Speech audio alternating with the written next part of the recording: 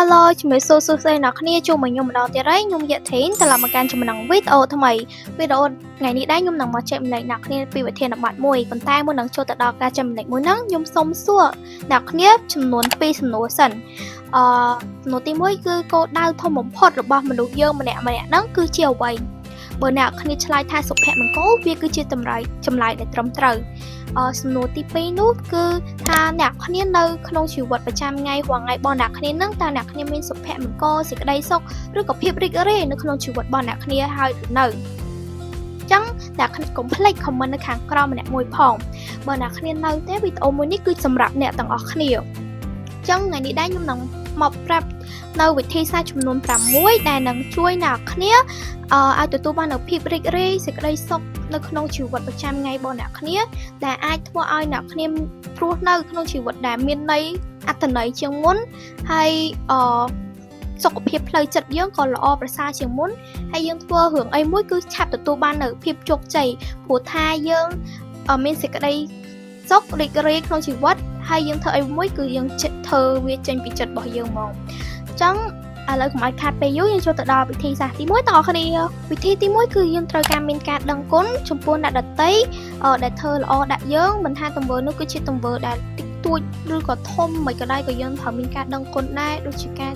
លើកទឹកចិត្តយើងឬក៏ការជួយយើងធ្វើអីមួយអីចឹងទៅគឺយើងត្រូវមានការដឹងគុណនៅចំណុចតូចដែលគេធ្វើដាក់យើងហើយយើងអាចនិយាយប្រាប់គេមកឬក៏អាចសរសេរចូលទៅទុកនៅក្នុង journaling របស់យើងដែលយើងអាចអាននៅថ្ងៃអនាគតឲ្យយើងមានភាពរីករាយជាងមុននៅពេលដែលយើងសរសេរហ្នឹងក៏យើងមានភាពរីករាយជាងមុនដែរព្រោះតែយើងបានកលេចទៅមើលភាពល្អនៅក្នុងជីវិតរបស់យើងហើយយើងអាចមិនដឹងគុណតែលើអ្នកដទៃយើងអាចដឹងគុណនៅអ្វីៗគ្រប់យ៉ាងដែលយើងមាន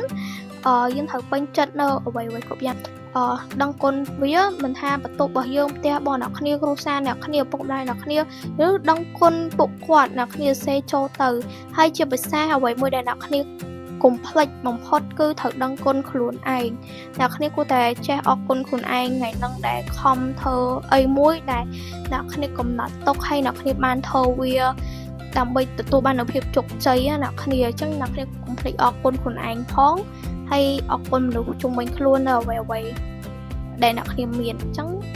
នៅពេលដែលយើងដឹងគុណឬក៏អរគុណអ្វីដែលយើងមានចាំថ្ងៃហ្នឹងយើងនឹងមានសេចក្តីសុខព្រោះថាយើងបានពេញចិត្តនៅអ្វីដែលយើងមានអញ្ចឹង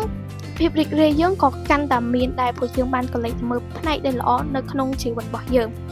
វិធីទី2គឺការគិតវិជ្ជមានវាមានសារៈសំខាន់ខ្លាំងមែនតើអ្នកគ្នាព្រោះថាវាអាចកែប្រែរឿងដែលអាក្រក់ទៅជារឿងដែលល្អនៅពេលដែលអ្នកគ្នាគិតវិជ្ជមានឧទាហរណ៍ថាបើអ្នកគ្នាចង់រៀនបាននិទ្ទេស A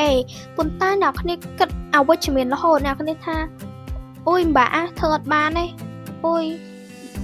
ហើយគិតថាអ្នកគ្នាធ្វើអត់បានណាអញ្ចឹងនៅពេលដែលអ្នកគ្នាគិតខ្លួនឯងថាខ្លួនឯងធ្វើអត់បានអ្នកគ្នានឹងធ្វើអត់បានហ្មងប៉ុន្តែបើអ្នកគ្នាបដូរមកគិតថាខ្លួនឯងអាចធ្វើបាន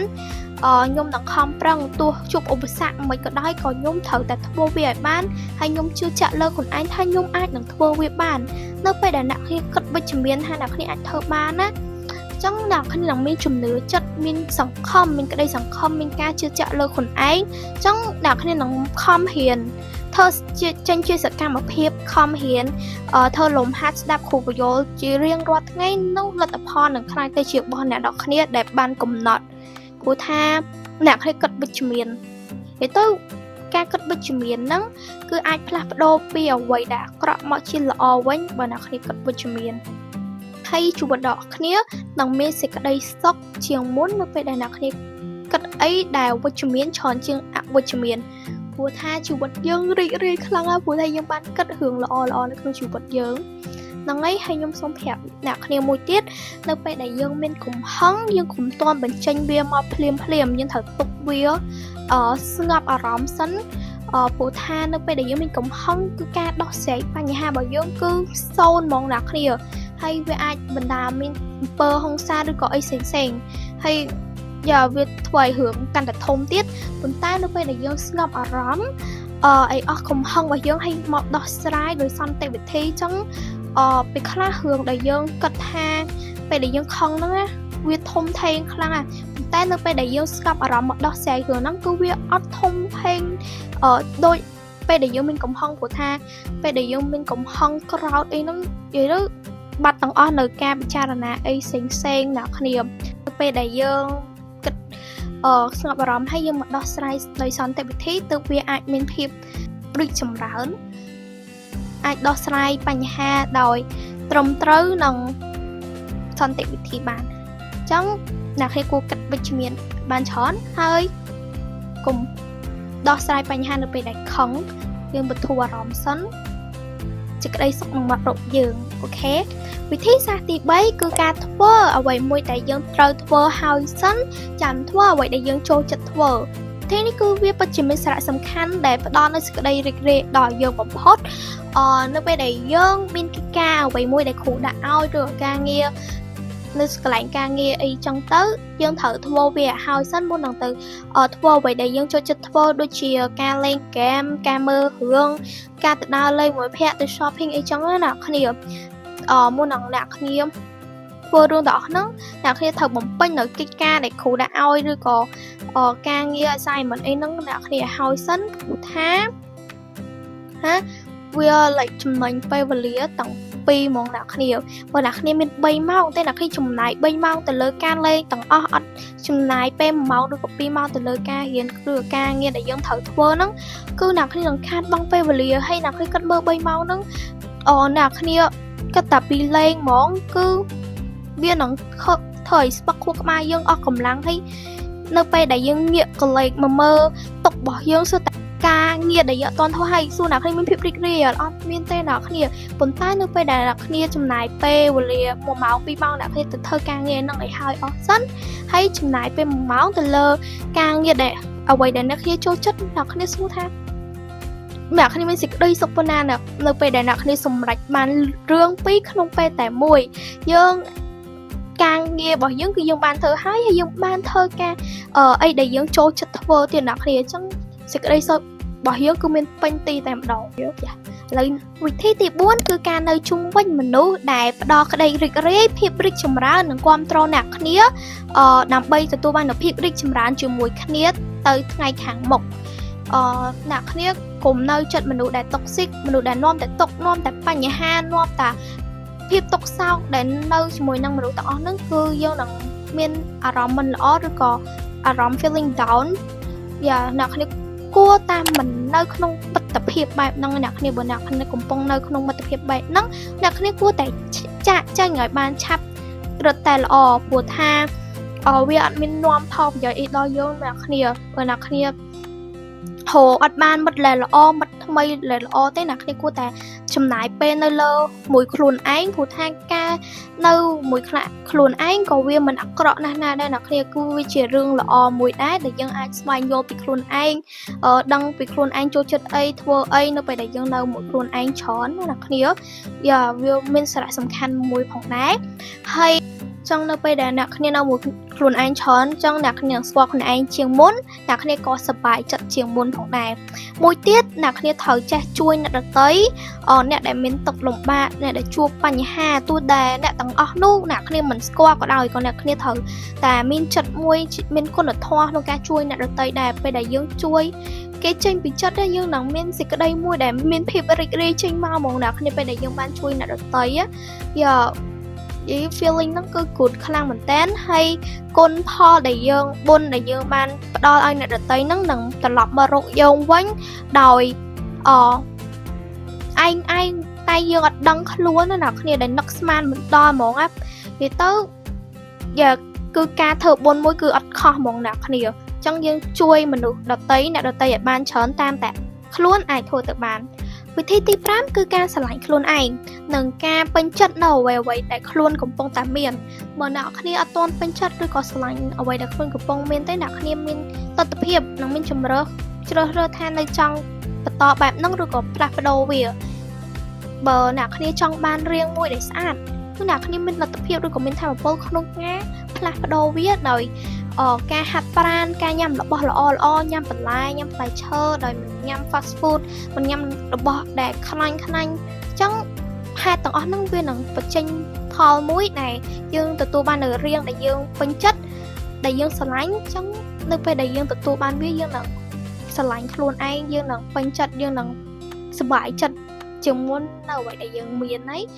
ចឹងឧទាហរណ៍បើយើងចង់ហ៊ានផ្កាយចឹងយើងត្រូវខំហ៊ានយើងរៀបការភាគហ៊ានយើងស្ដាប់គ្រូហ៊ានយើងធ្វើការផ្ទះចឹងហេតុទាំងអស់ហ្នឹងគឺវានឹងបានផលមួយដែលយើងខ្លាចទៅជាសិស្សផ្កាយនៅពេលដែលយើងធ្វើអីដែលយើងចង់ធ្វើពេញចិត្តណាហើយយើងស្រឡាញ់វានឹងហើយគឺជាសេចក្តីសុខរបស់យើងណាគ្នាត្រូវចាំថាសុភមង្គលគឺអត់កើតឡើងទៅលើមនុស្សណាដែលមិនពេញចិត្តនឹងស្រឡាញ់អ្វីដែលខ្លួនគេកំពុងតែមាននោះទេបើអ្នកគ្នាអត់ទាន់ស្រឡាញ់អ្វីមួយចំណុចអីមួយដែលអ្នកគ្នាកំពុងមានអ្នកគ្នាអាចផ្លាស់ប្ដូរវាបានបើអ្នកគ្នាអាចផ្លាស់ប្ដូរបានហើយពេញចិត្តនឹងវាស្រឡាញ់វាអ្នកគ្នានឹងមានសុភមង្គលក៏ដូចជាសេចក្តីសុខហើយខ្ញុំសូមប្រាប់អ្នកគ្នាមួយទៀតអ្នកដែលប្រកួតប្រជែងមួយអ្នកគ្នាពិតប្រាកដមិនអ្នកដទៃទេគឺអ្នកគ្នាខ្លួនឯងអញ្ចឹងអ្នកគ្នាត្រូវធ្វើម៉េចឲ្យខ្លួនឯងប្រសើរឡើងពីមួយថ្ងៃទៅមួយថ្ងៃបន្តបន្ទាប់រហូតទីទៅធ្វើឲ្យខ្លួនឯងរីកចម្រើនជាងកាលពីម្សិលមិញពិភពលោកសម័យបច្ចុប្បន្នហ្នឹងគឺដើរលឿនខ្លាំងមែនតើអ្នកគ្នាបើអ្នកគ្នាអត់អភិវឌ្ឍខ្លួនឯងឲ្យទាន់គេទេអ្នកគ្នានឹងនៅក្រោយគេជាមិនខានឡើយហើយមួយវិញទៀតអ្នកគ្នាមិនត្រូវប្រៀបធៀបខ្លួនឯងជាមួយអ្នកដទៃឬក៏ចំណែនអ្នកដទៃទេនៅពេលដែលអ្នកគ្នាឃើញនរណាគេម្នាក់ដែលស្អាតពូកែឆ្លាតអ្នកគ្នាអត់គួរទៅតេះដៀលស្អប់ចំណែននិយាយដើមគេអ្នកគ្នាគួរតែកលេចមកគិតថាធ្វើម៉េចបានគេស្អាតធ្វើម៉េចបានគេឆ្លាតធ្វើម៉េចបានគេបកាយើងត្រូវស្រាវស្រាវរឿងទាំងអស់ហ្នឹងនៅក្នុងបណ្ដាញសង្គមក៏បានឬក៏ទៅសួរគាត់ផ្ទាល់ក៏បានដែរអ្នកគ្នាហើយយើងយកពេលរបស់យើងដែលយើងទៅចំណែនគេទៅខឹងគេទៅស្អប់គេហ្នឹងយកមកអភិវឌ្ឍខ្លួនឯងវិញព្រោះថារឿងទាំងអស់ហ្នឹងវានឹងជួយឲ្យយើងរីកចម្រើនឲ្យខ្លាចទៅដូចជាម្នាក់ដែលយើងឃើញផងដែរនៅពេលដែលយើងមានផុតកំណត់យកហ្នឹងណាអ្នកគ្នាយើងនឹងមានភាពរីកចម្រើនលឿនខ្លាំងមែនតើឧទាហរណ៍បើយើងឃើញគេមានយើងត្រូវមិនត្រូវខំស្អប់គេដោយសារតែគេមានយើងត្រូវគិតថាធ្វើម៉េចបានគេមានធ្វើម៉េចបានខ្ញុំមានដូចគេខ្ញុំត្រូវធ្វើអីខ្លះគេខំមិនខ្លះដើម្បីមានបានខ្ញុំត្រូវខំមិនខ្លះដើម្បីមានបានអញ្ចឹងយើងត្រូវមើលចឹងវិញដើម្បីទទួលបាននូវភាពរីកចម្រើនហើយយើងមានភាពរីករាយជាងមុនហើយកំហឹងឬក៏ការស្អប់អីរបស់យើងហ្នឹងក៏វាចោះជាងនឹងដែរហើយនៅពេលដែលយើងរីកចម្រើនយើងនឹងមានភាពរីករាយជាមួយនឹងខ្លួនឯងចំណុចទី6នោះគឺការគំនិតអ្នកដទៃដែលគិតមកលើខ្លួនយើងនេះគឺជាចំណុចដ៏សំខាន់បំផុតអ្នកគ្នាព្រោះថាវាបានកើតឡើងមកលើខ្ញុំផ្ទាល់ហើយនៅពេលដែលខ្ញុំបោះបង់ទម្លាប់នឹងចោលវាធ្វើឲ្យជីវិតខ្ញុំមានន័យ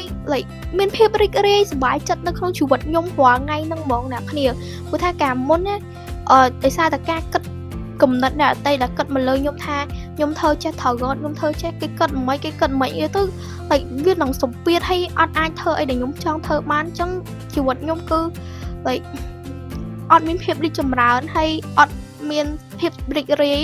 ព្រោះថាខ្ញុំអត់បានធ្វើអីដែលខ្ញុំចង់ធ្វើឬក៏ត្រូវធ្វើអ្នកគ្នាអញ្ចឹងនៅពេលដែលខ្ញុំបោះបង់ទម្លាប់ដែលគិតអ្នកដតីគិតមកខ្ញុំមិនខ្ញុំបោះបង់ចោលទាំងអស់អ្នកគ្នាហើយជីវិតខ្ញុំមានន័យខ្លាំងមែនតើអញ្ចឹងអ្នកគ្នាគុំគិតពីគំនិតអ្នកដតីដែលគិតមកលើអ្នកគ្នាព្រោះថាវាជារឿងមួយដែលអត់ប្រយោជន៍នឹងខាតបង់ពេលវេលាខ្លាំងមែនតើហើយវាអត់មានផ្ដល់អីឲ្យយើងសោះហ្មងអ្នកគ្នាពេលខ្លះទៅអ្នកដតីគឺអត់មានពេលមកគិតមកលើជីវិតរបស់យើងគេមានតែពេលគិតពីជីវិតរបស់គេពេលខ្លះគេគិតពីលើយើងតែគេគិតតែមួយផ្លែតហើយគេភ្លេចចោលអ្នកគ្នាប៉ុន្តែអ្នកគ្នាយកវាមកដាក់ក្នុងខួរក្បាលអ្នកគ្នាទៅបាក់ចិត្តដល់ទៀតបាក់ចិត្តដល់ស្នានៅពេលណាក៏បាក់ចិត្តគេទៅបោះគោតែបោះបង់ទម្លាប់នឹងចោលនឹងធ្វើឲ្យជីវិតអ្នកគ្នាមានន័យខ្លាំងមែនតើនឹងមានភាពរីករាយព្រោះថាវាជាអ្វីមួយដែលអត់ប្រយោជន៍ខ្លាំងមិនខាតពេលយើងដែលអាចហាមឃាត់ឲ្យយើងអត់អាចធ្វើអ្វីដែលយើងចង់ធ្វើបានហើយអាហ្នឹងគេមិនហៅថាអាត្មានិយមទេអ្នកគ្នាអាហ្នឹងគឺវាជារឿងមួយដែលល្អដែលវាចំណុចល្អចំណុចខ្លាំងរបស់ខ្ញុំផងដែរក្នុងការបង្ហាញពីខ្លួនយើងថាយើងចង់ធ្វើអីយើងធ្វើនឹងចឹងណាយើងមើលតាមស្ថានភាពដែរហើយយើងអាចបង្ហាញឲ្យខ្លួនវត្តមានរបស់យើងទៅដល់ពិភពលោកឲ្យបានឃើញថាយើងបានធ្វើអ្វីដែលយើងចូលចិត្តដែលយើងស្រឡាញ់ដោយមិនគិតខ្វល់ពីអ្នកដទៃដែលមើលមកយើងគិតមកយើងអាក្រក់មិនល្អមិនគឺយើងអត់ខ្វល់ហ្មងសំខាន់យើងធ្វើរបស់យើងឲ្យបានល្អបំផុតទៅគឺវាល្អហើយអ្នកគ្នា ចឹងចូលចាប់ផ្ដើមធ្វើអ្វីដែលអ្នកគ្នាចង់ធ្វើនៅក្នុងពេលឥឡូវនេះកុំចាំនៅពេលដែលអ្នកគ្នាចាំអ្នកគ្នានឹងចាំមួយជីវិតឬក៏អាចស្ដាយក្រោយតែអត់បានធ្វើវាផងដែរចឹងពេលវេលានៅពេលនេះគឺវាល្អបំផុតចាប់ផ្ដើមនៅអ្វីដែលអ្នកគ្នាមាននិងនៅកន្លែងដែលអ្នកគ្នានៅពេលដែលយើងធ្វើអ្វីដែលយើងពេញចិត្តនឹងធ្វើវាដោយមិនមានការបង្ខំពីអ្នកដទៃនោះហើយវាគឺជាសេចក្តីសុខដ៏ធំបំផុតរបស់យើងទោះបីជាថ្ងៃនឹងលំបាកនឿយហត់យ៉ាងណាក៏ដោយក៏យើងមិនត្រូវភ្លេចផ្ដល់នូវសេចក្តីសុខឲ្យខ្លួនឯងដល់អ្នកគ្នាដោយការញញឹមដាក់ខ្លួនឯងនិយាយពាក្យល្អៗដាក់ខ្លួនឯងកោតសរសើរខ្លួនឯងពាក្យទាំងអស់ហ្នឹងមិនចាំបាច់អ្នកដទៃផ្ដល់ឲ្យយើងទេអ្នកគ្នាយើងខ្លួនឯងក៏អាចផ្ដល់ឲ្យខ្លួនឯងបានដែរហើយយើងខ្លួនឯងជាអ្នកបង្កើតសេចក្តីសុខឲ្យខ្លួនឯងអ្នកគ្នាធ្លាប់ឮពាក្យមួយគេនិយាយថាលុយគឺអាចទិញសុភមង្គលបានទេប៉ុន្តែយើងគ្រប់គ្នាគឺអាចបង្កើតសុភមង្គលដោយខ្លួនឯងបានហើយអនុវត្តវិធីសាស្ត្រខាងលើដែលមានចំនួន6ដែលខ្ញុំបានប្រាប់អ្នកគ្នានោះគឺទី1គឺការដឹងគុណទី2គឺការគិតវិជ្ជមានទី3គឺធ្វើអ្វីដែលយើងត្រូវធ្វើរួចចាំធ្វើអ្វីដែលយើងពេញចិត្តចូលចិត្តធ្វើទី4គឺនៅជុំវិញមនុស្សដែលផ្ដល់ក្តីរីករាយរីកចម្រើនសេចក្តីសុខនិងលើកទឹកចិត្តគាំទ្រយើងជានិច្ចទី5គឺការស្រឡាញ់ខ្លួនឯងការពេញចិត្តនៅអ្វីៗដែលខ្លួនឯងកំពុងតែមានទី6គឺការកុំគិតពីគំនិតអ្នកដទៃដែលគិតមកលើយើងបើអ្នកគ្នាអាចអនុវត្តនៅចំណុចទាំង6នេះអ្នកគ្នានឹងមានសេចក្តីសុភមង្គលពេញទីក្នុងជីវិតអ្នកគ្នាតែម្ដងចឹងខ្ញុំសង្ឃឹមថាអ្នកគ្នាអាចរីកចម្រើននៅក្នុងជីវិតនិងរីកទទួលបាននូវភាពរីករាយសុភមង្គលសេចក្តីសុខទាំងអស់គ្នាហ្នឹងហើយបើអ្នកគ្នាពេញចិត្តនៅវីដេអូមួយនេះកុំភ្លេចចែករំលែកវីដេអូមួយនេះទៅដល់អ្នកដែលអ្នកគ្នាចង់ឲ្យមានភាពរីករាយក្នុងជីវិតប្រចាំថ្ងៃហើយរបស់ពួកគាត់ចង់អរគុណអ្នកគ្នាសម្រាប់ការទស្សនាវីដេអូមួយនេះពីដើមរហូតដល់ចប់ជួបគ្នាvớiខ្ញុំនៅវីដេអូក្រោយបាយបាយ